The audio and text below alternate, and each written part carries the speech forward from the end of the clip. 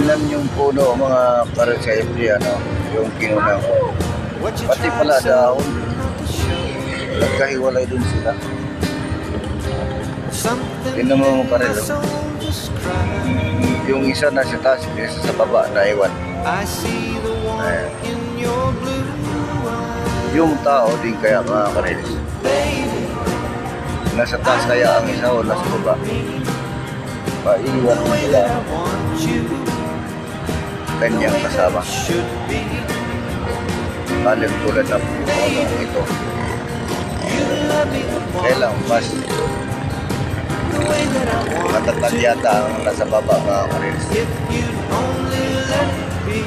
Dahil siya nakakapit sa lupa. Makikita natin mga karilis.